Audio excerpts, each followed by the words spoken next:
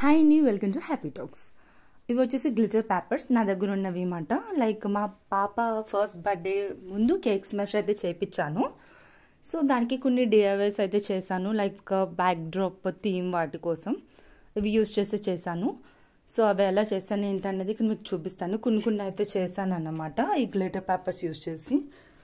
First birthday కాబట్టి ONE1 అన్న letter gold glitter paper అయితే ఇలా అయితే షేప్లో కట్ చేసుకున్నాను ఆ లెటర్స్ని. అండ్ నెక్స్ట్ వచ్చేసి వైట్ షీట్ తీసుకున్నాను. ఆ వైట్ షీట్ మీద ఇలా O అనే ఒకటి N అనే ఒకటి అలా ప్లేస్ చేసుకోవాలి. ప్లేస్ చేసుకున్న దాన్ని ఫెవికాల్ తోటి అంటిస్తాను అనమాట. ఇవి ఎలా అంటే లైక్ హ్యాపీ బర్త్డే బ్యానర్ వస్తుంది కదా మనకి. సో అలా ఆ షేప్స్లో అయితే నాకు కావాలి. సో అందుకని ఇక్కడ నేను అలా మార్కింగ్ అయితే చేసుకుంటున్నాను. చాలా క్విక్గా అయిపోతుందండి, ఈజీగా ఉంటుంది. అంత కష్టమేమీ కాదు, చాలా ఈజీగా అయిపోతుంది.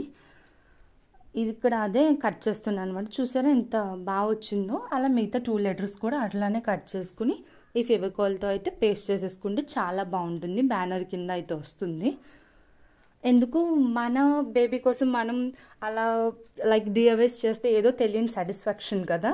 సో అలా నా చేతుల మీద చేయాలి అనిపించింది. సో తక్కువ టైంలో అయినా సరే ఫాస్ట్గా చేసుకున్నాను అనమాట.